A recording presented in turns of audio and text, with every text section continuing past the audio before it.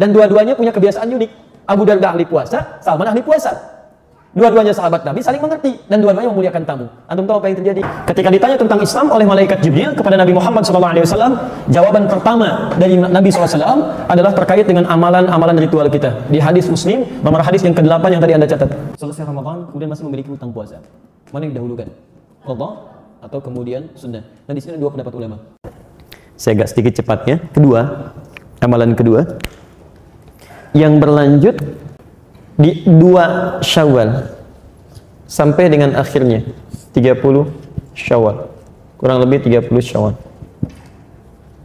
awal sampai akhir Syawal. Tapi awal Syawalnya tidak memasukkan tanggal 1 nggak ikut. Apa amalannya? Ada di hadis Muslim nomor hadis 1164 dari Abu Ayyub Al-Ansari radhiyallahu taala anhu. Kalimatnya, bismillah, man shama Ramadan, siapa yang telah berpuasa di bulan Ramadan, di Ramadannya selesai. Oke? Siapa yang puasa di bulan Ramadan, thumma atba'ahu sittan min Syawal, thumma atba'ahu sittan min Syawal, kemudian meneruskan dengan mengerjakan puasa 6 hari di bulan Syawal. Kalimat bulannya diawali dengan kata min, berfungsi untuk tab'id. Tab'id menunjuk dari bagian, ya, bagian dari sesuatu. Jadi sebagian dari Syawal, nggak harus semua bulan Syawalnya. Kalau ada kata min kemudian disandingkan dengan bentuk waktu ini seperti Syawal, maka waktu yang dimaksudkan itu tidak ada batas, yang penting bagian dari Syawal. Bisa awal, bisa tengah, bisa akhir. Di Nabi ingin menyampaikan amalan selanjutnya yang dikerjakan di bulan Syawal itu tidak pada bulan yang lainnya, ada puasa sebanyak 6 hari. Dan itu cuma di Syawal, tidak di bulan yang lainnya. Baik, waktunya menunaikan puasa 6 hari ini di bulan Syawal, silahkan pilih yang sesuai dengan kepentingan kita, kemudahan kita menunaikannya. Dari awal Syawal, pembuka, sampai ke akhirnya, kecuali tanggal 1. Karena tanggal 1 itu hari bahagia, hari makan. Makanya haram hukumnya puasa di 1 Syawal. Walaupun cuma qadha. Qadha pun nggak boleh, apalagi yang puasa sunnah. Jelas? Baik, jadi ada kemudian isyarat dari Nabi, amalan yang kedua adalah menunaikan puasa di bulan Syawal, waktunya 6 hari, terbentang luas dari awal Syawal sampai akhir Syawal. Kalau Anda bisa menunaikan ini selama 6 hari ini, maka Masya Allah, lihat kalimatnya, kana yasumud dahra kullahu. Maka orang ini seakan-akan sudah mengerjakan amalan puasa sepanjang tahun. Nabi menyebut puasa 6 hari ini yang digabung dengan bulan Ramadan itu seperti halnya mengerjakan puasa sepanjang tahun, selama setahun. Ya, nanti kita bahas dari mana dapatnya angka 1 tahun ini. Paham sampai sini?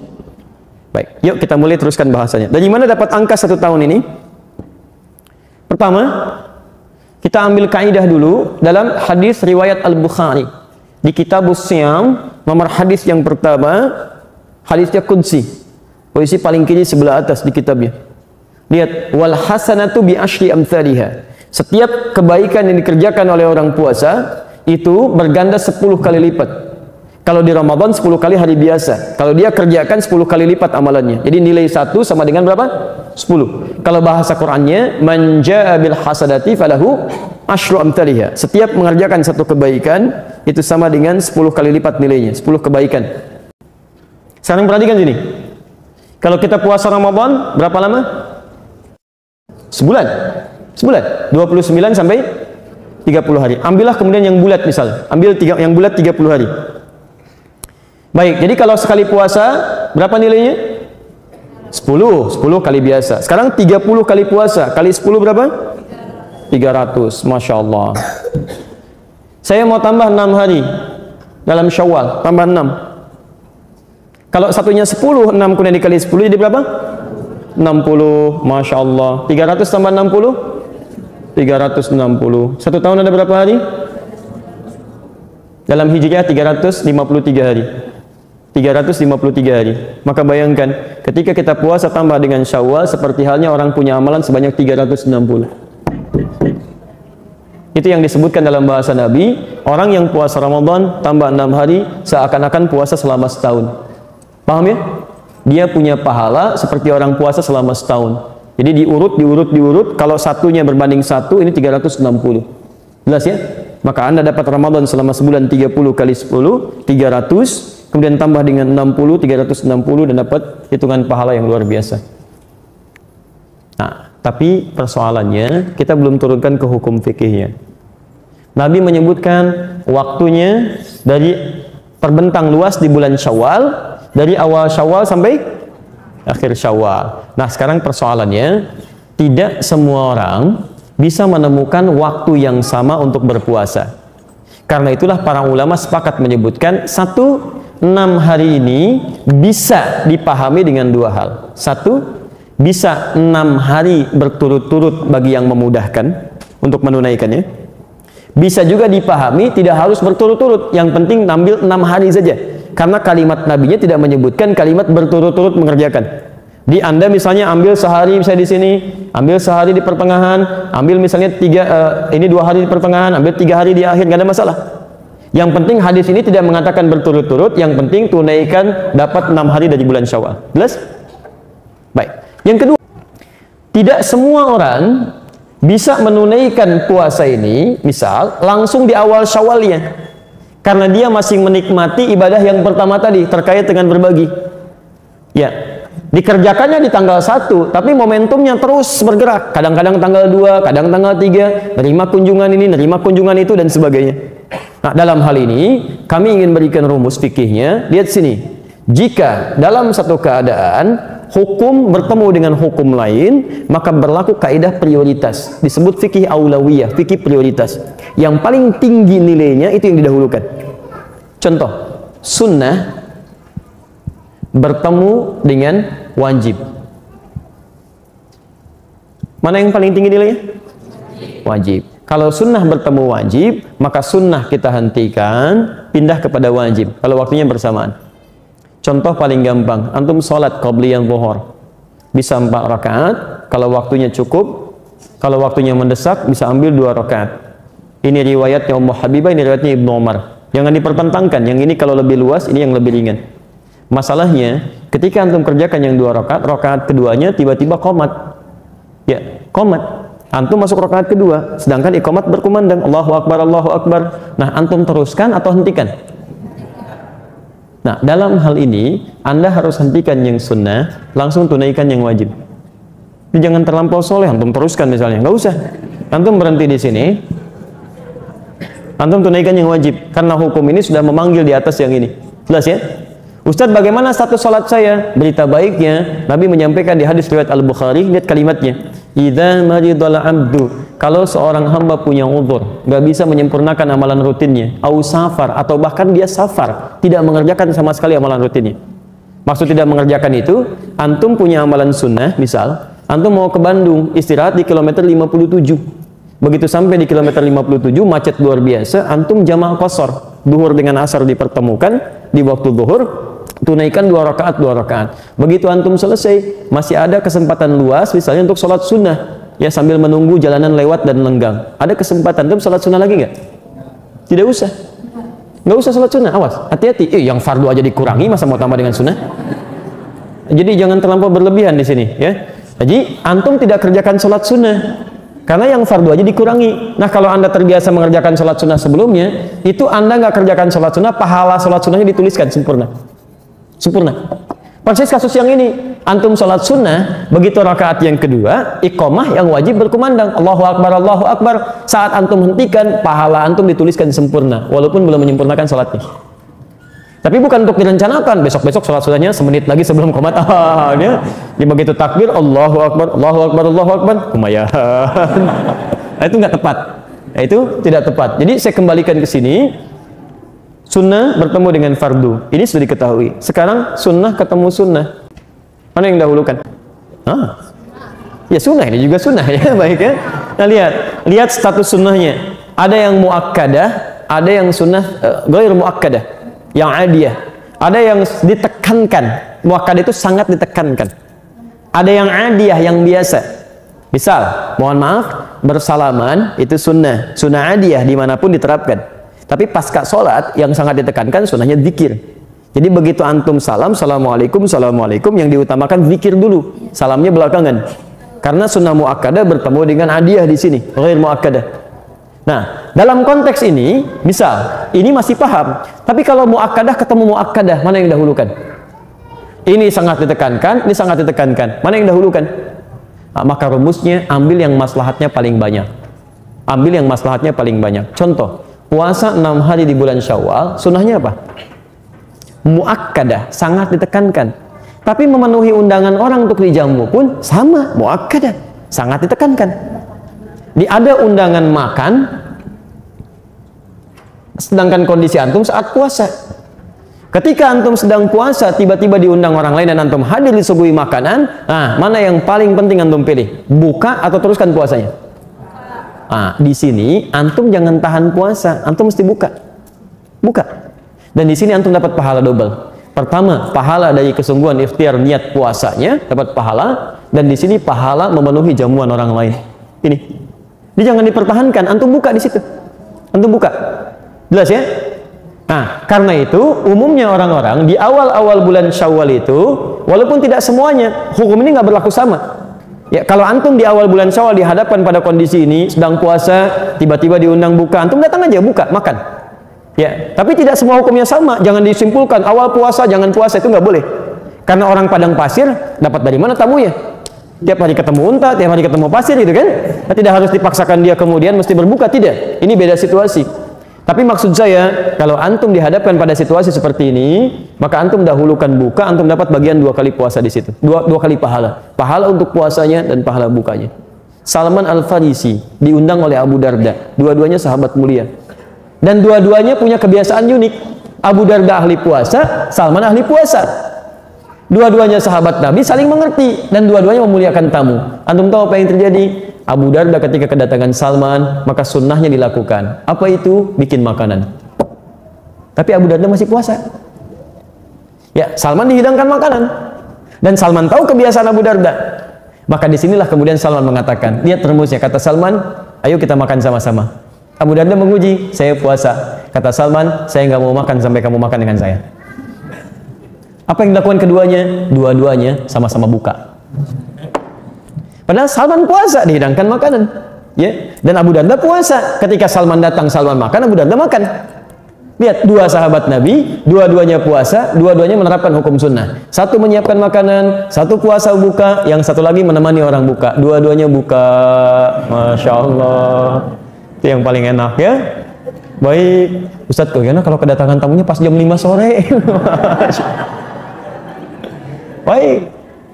Ya, lihat rumusnya ya, jadi disesuaikan dengan keadaan. Tapi antum juga jangan kerjai orang lain, ngundang orang puasa ya, suruh makan, begitu sedang makan, antum nggak makan, saya puasa, ya, itu nggak boleh. Itu tidak perkenankan. 3, yang terakhir.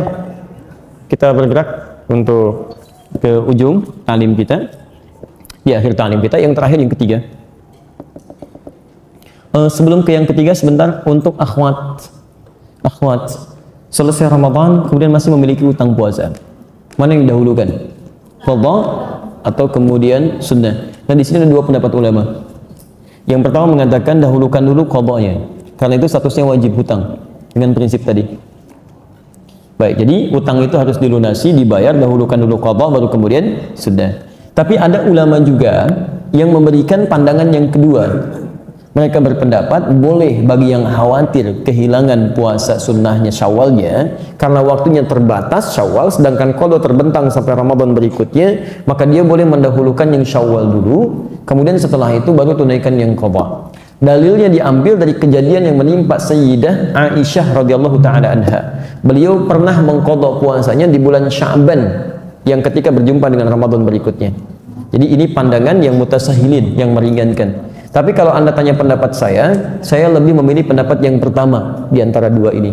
Jadi dahulukan dulu qadha, kemudian puasa sunnahnya. Insya Allah di sini pahala pun Allah berikan ya kepada orang yang berniat untuk mengerjakan satu amalan. Tapi karena ada yang lebih prioritas, maka ini pun akan dinilai sebagai pahala kebaikan. Kenapa? Karena mohon maaf, Anda menunda ibadah wajib, belum tentu Anda bisa menjamin hidup di hari selanjutnya. Ketika Anda tunda, Anda meninggal, Anda mau bayar pakai apa gitu kan? Jelas di sini ya? Baik, ketiga. Amalan terakhir yang ditunjukkan di bulan Syawal tapi berlaku sampai pasca Syawal. Ada di Quran surah ke-30 ayat ke-30. Quran surah 30 ayat 30.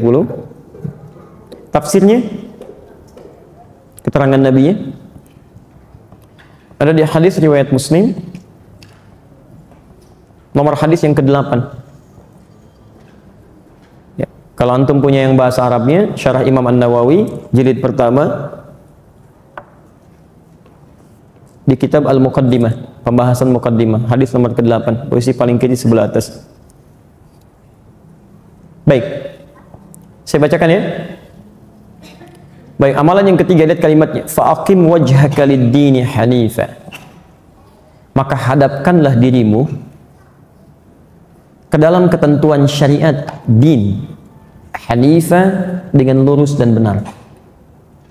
Lihat amalannya, hadapkan dirimu, maksudnya mulailah serius mengerjakan tuntunan syariat hanifa dengan lurus dan benar. Nah, ketika Anda mulai mengerjakan tuntunan syariat dengan benar ini, lihat, fitratallahi allati fataran nasa 'alaiha.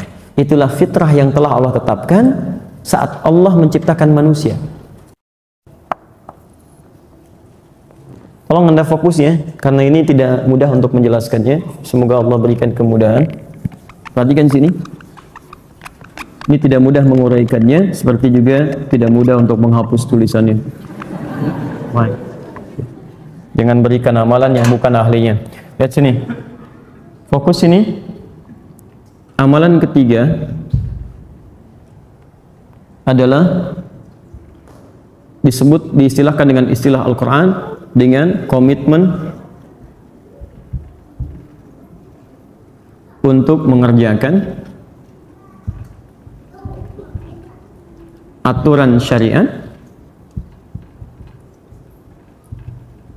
komitmen mengerjakan aturan syariat, bukan komitmen biasa, dengan cara yang hanif. Hanif itu lurus dan benar, tidak menyimpang.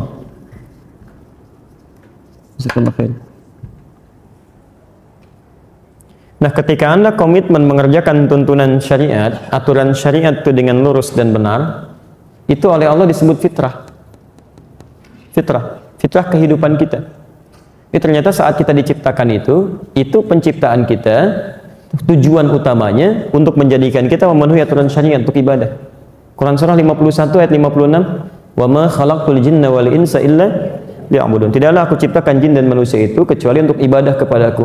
Nah, ibadah yang benar itu kan sesuai dengan aturan syariatnya. Sekarang perhatikan, fokus. Ini disebut oleh Quran dengan fitrah. Taknya terbuka. Gini. Fitratallahi allati fataran nasa 'alaiha.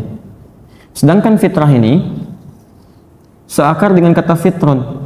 Fitrun materinya, hasilnya disebut dengan fitrah. Akar katanya disebut dengan fatara. Sifat Allah yang memiliki sifat ini disebut dengan fatir.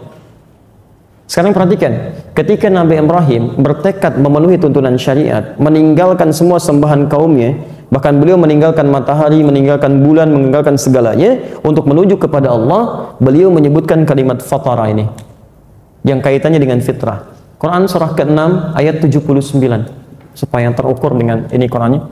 Quran surah ke-6 ayat 79. Perhatikan, ketika Nabi Ibrahim sudah menemukan aturan Allah yang ingin beliau kemudian ikuti dengan baik, meninggalkan semua sembahan kaumnya, meninggalkan anggapan pribadinya, lihat kalimatnya, inni wajjahtu, mulai hari ini saya akan pasrahkan diri saya hadapkan diri saya, wajhiya lilladzi fataras samawati wal ard. Fatara ini, saya akan arahkan semua, pasrahkan diri saya kepada aturan pencipta yang memiliki langit dan bumi. Lihat kalimatnya, Hanifa, saya akan kerjakan itu dengan lurus dan benar. Ada ayatnya? Quran surah ke-6 ayat 79. Ada ayatnya? Baik, fataranya disebutkan, hanifnya disebutkan. Fatara kata kerjanya, perhatikan. Fitrun ini kata bendanya, materinya. Fitrah ini sifatnya. Di sifat kita itu ketika diciptakan oleh Allah Subhanahu wa taala itu untuk kembali kepada syariat, menunaikan tuntunan syariat. Jadi amalan yang ketiga di bulan Syawal itu, kenapa hari pertama disebut dengan Idul Fitri, kembali kepada fitri, ditafsirkan oleh Ibnu Abbas, orang yang kembali ke fitri itu bukan cuma makannya baik, bukan cuma mendapatkan pakaian baik, tapi lebih daripada itu, terpenuhilah semua asas kehidupannya ini kembali kepada fitrahnya. Ini semua fitri ini didorong untuk memenuhi kebutuhan fitrahnya.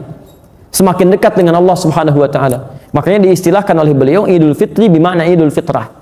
Dikembali kepada fitri itu ditunjukkan dengan bukan hanya ada perubahan dari segi penampilan dan makanan, tapi perubahan dari segi fitrahnya. Apa fitrahnya ini? Ini fa'aqim wajhaka lid-dini hanifa. Punya komitmen untuk kembali pada aturan syariat. Bukankah saat Ramadan kita dilatih untuk kembali pada aturan syariat? Silakan Bapak Ibu cek. Aturannya saat Ramadan nggak boleh berdusta. Lisan kita bicara yang baik-baik. Begitu diajak mau marah, tahan. Kenapa nggak balas marah? Nanti nunggu maghrib. Masya Allah, nunggu maghrib tuh. Habis maghrib lupa. Ya kan? Itu latihan. Dilatih, tangan bergerak pada yang baik. Nah, latihan itu tujuannya apa? Supaya saat di awal Syawal dia komitmen untuk berubah, dan perubahan itu dibawa sampai pasca Syawal. Jadi kalau ada di antara kita, kemudian, mohon maaf ya, ini baru 19 hari ini meninggalkan bulan 1 Syawal itu. Meninggalkan Ramadan. Kalau sampai tanggal 19 ini aturan syariat belum maksimal pada diri kita, maka kita harus koreksi kembali. Nah sekarang aturan Qurannya fa'aqim wajhaka lid-din. Lid-din, hadapkan dirimu pada aturan din. Apa yang dimaksud dengan din? Apa yang dimaksud dengan syariat? Islam. Dari mana taunya? Quran surah ketiga ayat 19.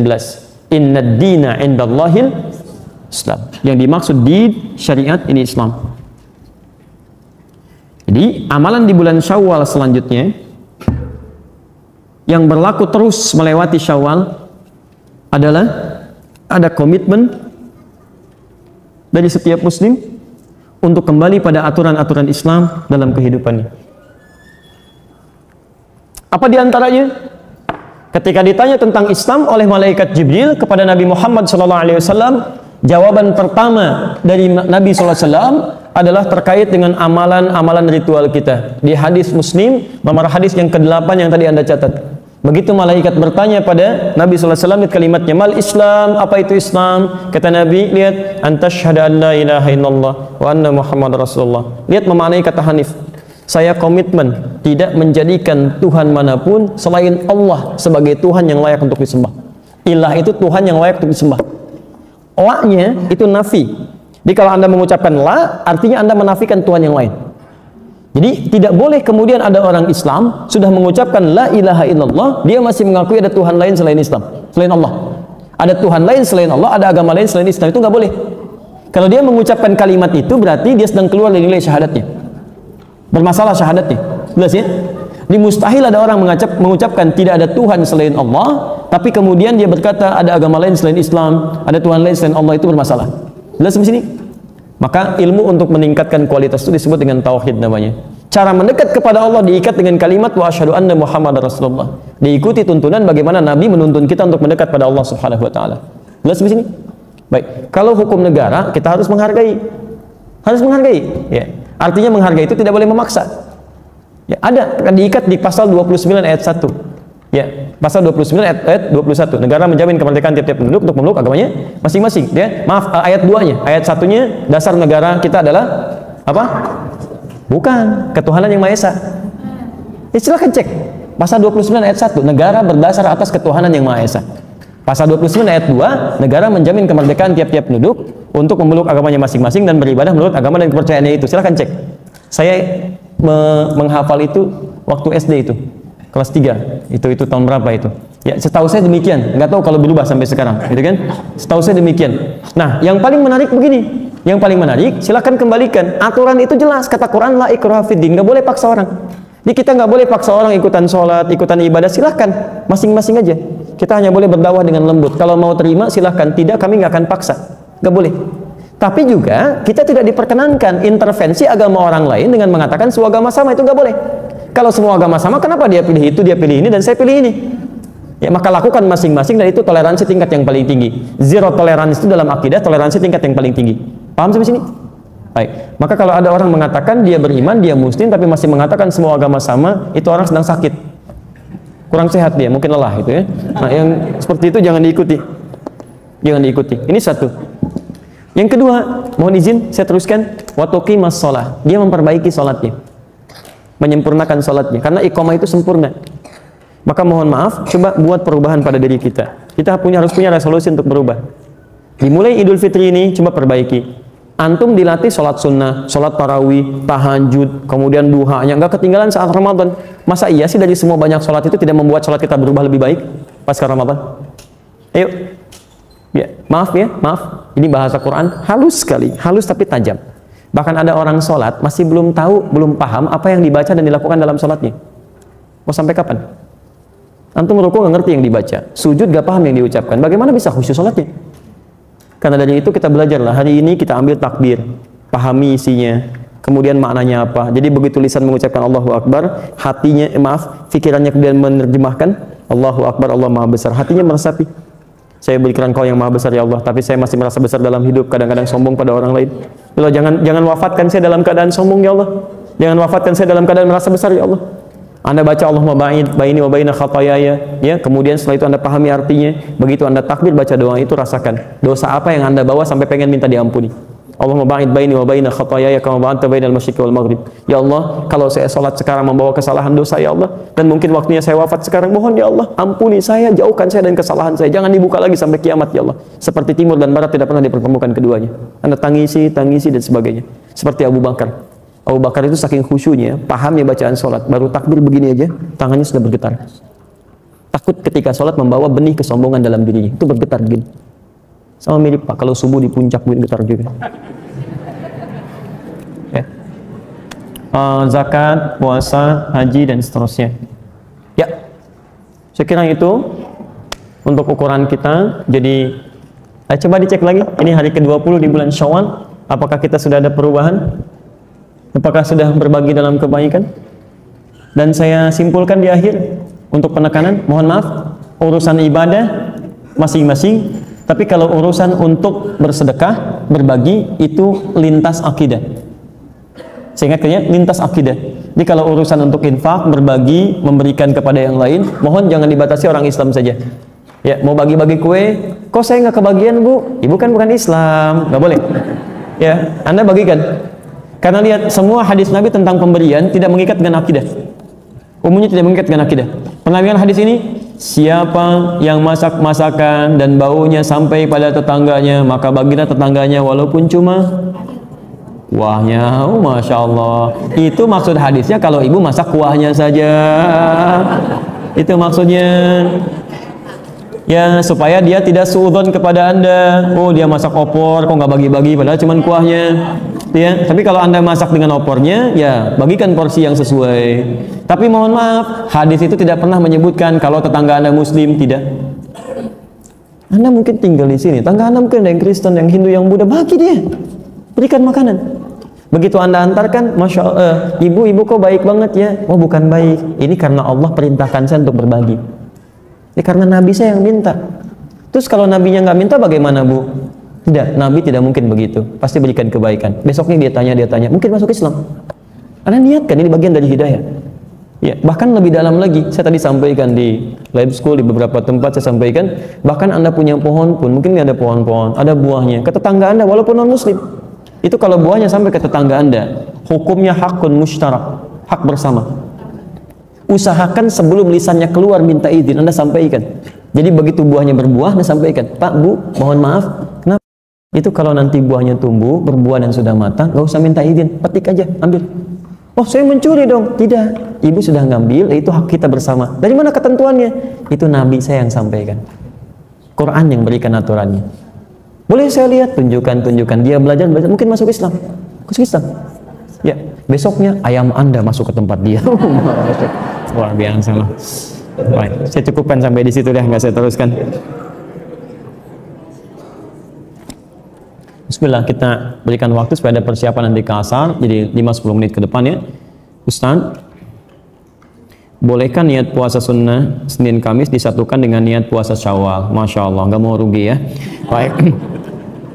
Saya lakukan satu kaidahnya. Ada ulama yang membolehkan menyatukan, ada yang membolehkan silahkan disatukan dalam satu bagian. Tapi juga ada yang memisahkan karena satu niat untuk satu amalan.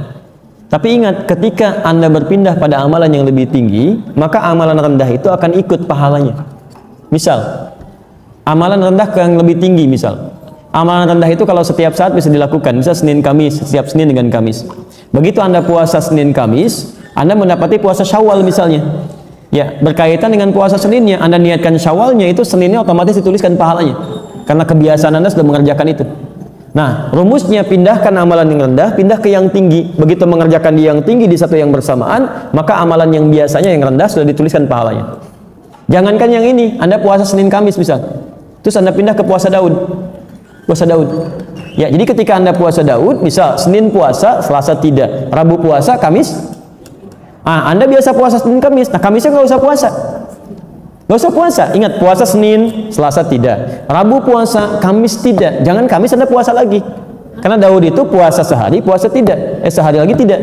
Nah, Anda kalau sudah pindah Senin Kamis, berpindah ke puasa Daud, kebiasaan Senin Kamisnya itu sudah tercover di puasa Daudnya. Jadi walaupun puasa Kamisnya Anda tidak puasa, nah Anda sudah dihitung berpuasa karena kebiasaan Anda sebelumnya. Hadisnya yang tadi di Al-Bukhari, "Idza maridal 'abdu aw safar kutiba lahu mithla ma kana 'alaihi muqiman shahihan." Jelas ya? Di Anda nggak usah menyatukan dua niat bersamaan. Kalau ibu sudah terbiasa puasa sunnah Senin Kamis, kemudian puasa Syawal di hari itu puasanya diberikan seketika. Yang paling hebat, Anda biasa puasa Ayyamul Bid, puasa Senin Kamis, tiba-tiba puasa Syawalnya Anda kerjakan di hari itu. Hari Senin, pada hari itu ada puasa biasa Anda Senin, ada Ayyamul Bidnya, kemudian Anda puasa Syawalnya. Itu 3 puasa pahala dituliskan seketika. Mana yang lebih utama, mendengar murattal atau kajian? Bergantung kebutuhannya. Kalau dari tingkat keutamaannya, kajian lebih utama. Karena kajian itu memberikan pemahaman ilmu, sedangkan ilmu hukumnya lebih tinggi dibandingkan dengan ibadah-ibadah sunnah. Bahkan sholat, kalau ada sholat sunnah dengan ada thalabul ilmi, itu thalabul ilmi lebih tinggi nilainya dibandingkan sholat sunnah, lebih tinggi. Nah, mendengarkan murattal, kalau sekedar Anda mendengarkan dengan memahami isinya, itu lebih penting memahami isinya. Saya beri contoh begini misalnya, kalau ibu mendengar murattal ada pahalanya nggak? Halo? Kalau tidak tahu katakan Allah alam, gitu. Baik, kalau baca murattal ada pahalanya. Baca murattal ada, setiap hurufnya berapa? 10 kebaikan. Lihat, baca ada pahala ketika baca 10 kebaikan. Kalau Anda cuma mendengar saja dapat pahala dari situ, pahala mendengarkannya. Ya. Ada 2 ayat di sini yang paling menarik. Satu Quran surah ke-8 ayat kedua. Wa idza tuliyat 'alaihim ayatuhu zadatuhum imana. Ada orang kalau dia mendengar bacaan-bacaan Quran bertambah keimanannya. Ini ada orang-orang tertentu yang ketika mendengar murattal Quran ada getaran pada imannya, nah itu melahirkan pahala lebih dibanding dia. Ya, pahala lebih. Ada yang kedua, wa idza quri'al Qur'anu fastami'u lahu wa ansitu la'allakum turhamun. Jika dibacakan Quran kepada Anda, dibacakan kepada Anda, maka simak dan dengarkan agar kalian mendapatkan rahmat. Jadi orang yang mendengarkan bacaan Quran mendapatkan rahmat Allah Subhanahu wa taala. Lihat, Anda mendengar murattal Quran, rahmat Allah diturunkan kepada Anda. Tapi Anda mendengar taklim, Anda mendapatkan 4 yang diberikan oleh Allah lewat lisan Nabi yang tidak diberikan kepada selainnya. Apa itu yang 4? Di hadis Muslim nomor hadis 2010. Majtama'a qaumun fi baitin min buyutillah. Enggak pernah orang kumpul di satu tempat di rumah Allah. Yatsluna kitaballah. Dia kemudian bertilawah Al-Qur'an wa yatadarasunahu fi ma bainahum. Kemudian mereka membahas itu, berdiskusi, taklim dalam konteks kita. Illa, kecuali diberikan 4 hal. Ghasyiyatuhumur rahmah. Allah akan menaungkan rahmatnya bagi orang itu. Anda mendengar bacaan murattal Quran, rahmat Allah diturunkan. Anda ikut kajian, ikut taklim, rahmat Allah dinaungkan pada Anda. Lihat sini, apa bedanya naungan dengan turun? Perhatikan, ini satu tempat. Rahmat Allah turun. Kalau turun itu kan bisa di sini, bisa di sini, bisa di sini kan? Halo? Baik ya? Ini kalau masuk di sini yang lain kan nggak kena kan? Tapi kalau dinaungi itu kan semuanya kena. Perhatikan, Anda mendengar bacaan Quran, rahmat Allah turun pada Anda yang di sana belum tentu dapat. Tapi kalau taklim, rahmat Allah dinaungkan, semua kena naungan. Satu. Yang kedua, nazalat alaihimus sakinah. Allah berikan sakinah, ketenangan pada jiwa orang yang belajar. Ketenangan. Orang Anda mendengar bacaan Quran, iman Anda meningkat. ada getaran pada jiwa. Tapi kalau Anda mendengarkan bacaan-bacaan dari taklim, dari pelajaran, bukan cuma meningkat iman, tapi ada ketenangan dalam diri Anda. Ini hadis, kata para ulama, menunjukkan dua hal. Satu, faidah taklim, mendapatkan kelebihan lebih. Yang kedua, memberikan gambaran taklim yang benar. Taklim yang benar itu berdampak pada ketenangan jiwa.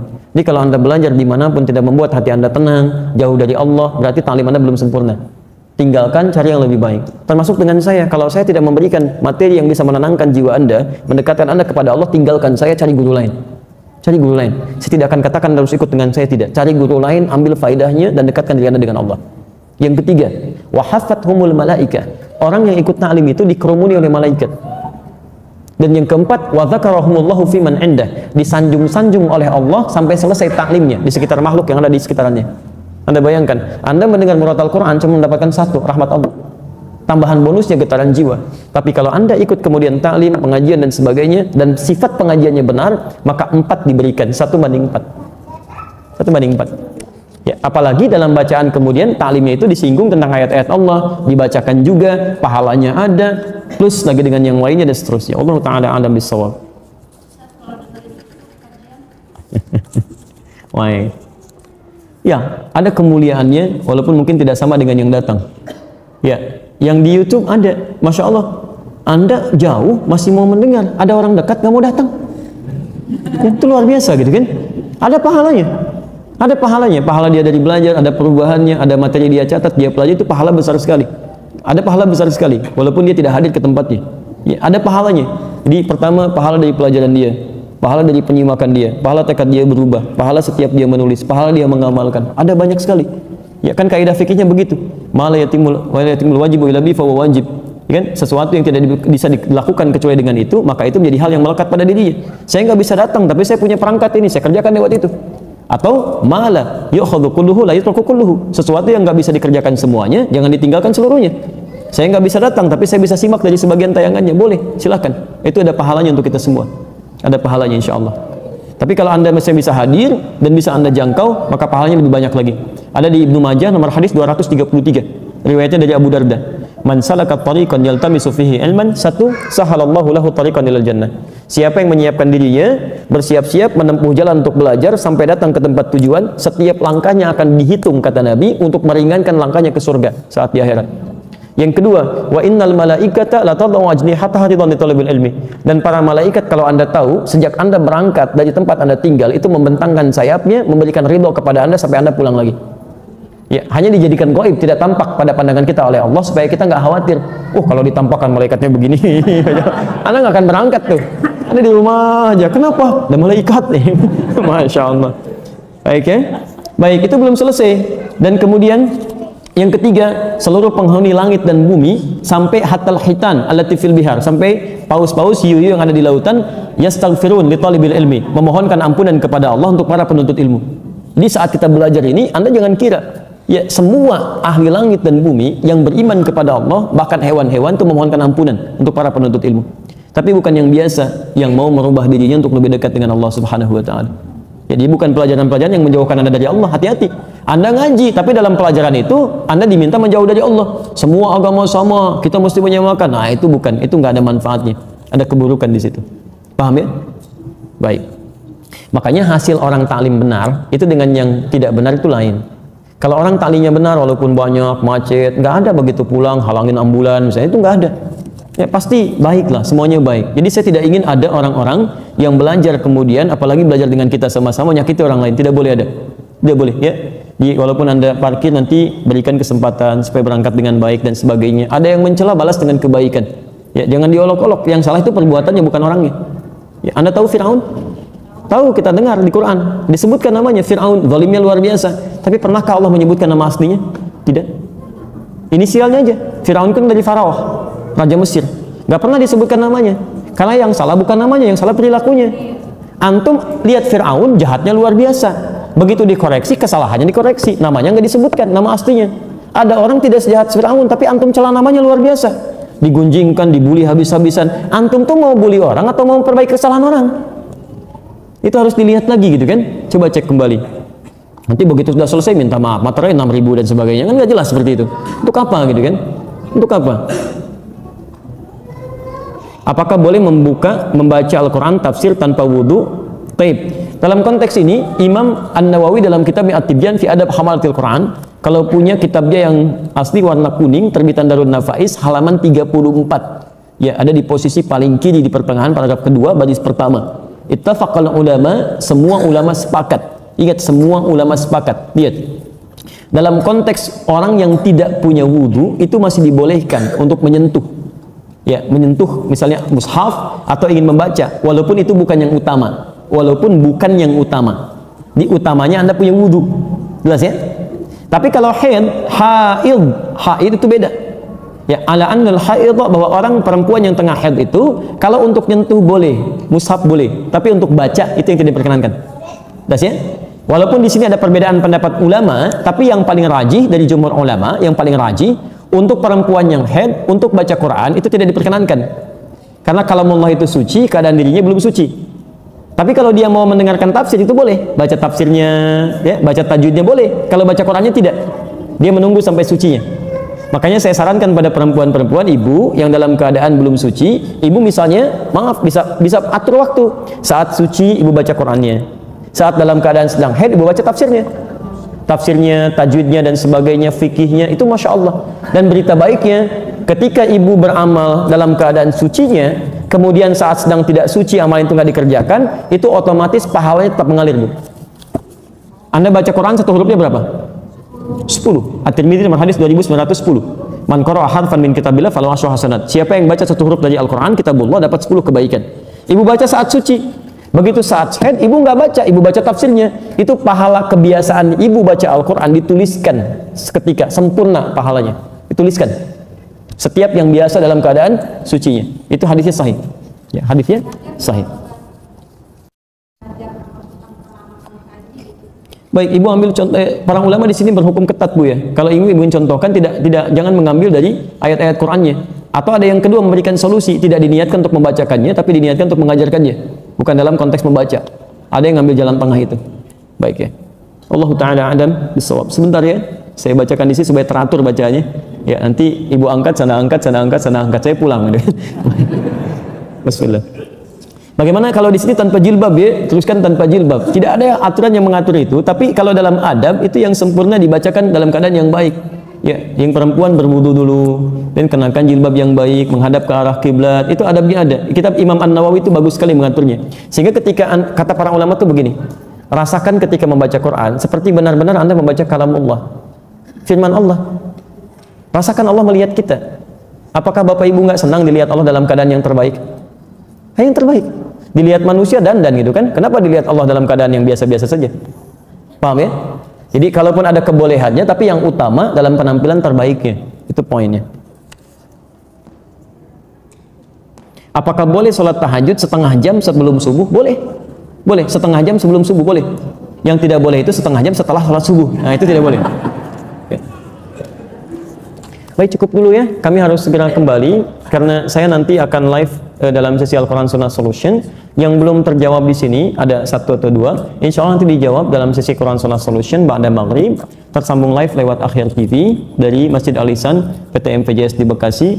Dan nanti juga ada sambungan interaktif. Kalau Bapak Ibu akan ada pertanyaan lagi, silahkan nanti disampaikan. Kalau ingin cepat langsung di SMS kan ya ke line dimaksud, nanti akan dibacakan dan dijawab seketika insya Allah. Baik, izin menyampaikan informasi bahwa kita akan lanjutkan kembali di pertemuan berikutnya materi topik biasa kita, yaitu tentang tazkiyatun nafas. Dan saya insya Allah akan siapkan silabus, jadi nanti untuk bulan depan sudah ada rincian materinya. Ini yang dipelajari, outputnya ini, dan nanti saya siapkan juga mudah-mudahan bisa menuliskan resumenya untuk bisa dibagikan insya Allah. Baik, demikian Bapak Ibu sekalian, kalau ada benar itu dari Allah dan Rasulnya, kalau salah itu mutlak dari saya pribadi, mohon dimaafkan. Satu lagi, bagi yang ingin mendalami materi tadi belum tersambung, nanti saya hari Sabtu akan menyampaikan ulang dengan yang lebih detail dan ada PowerPoint-nya. Itu nanti bisa di-download. Tapi mohon izin mungkin agak jauh, saya sampaikan dari Malaysia yang tersambung lewat Akhir TV nanti insyaallah. Baik ya. Subhanakallahumma wa bihamdika asyhadu an la ilaha illa anta astaghfiruka wa atubu ilaik. Wa akhiru da'wana alhamdulillahirabbil alamin. Wa afu minkum. Assalamualaikum warahmatullahi wabarakatuh.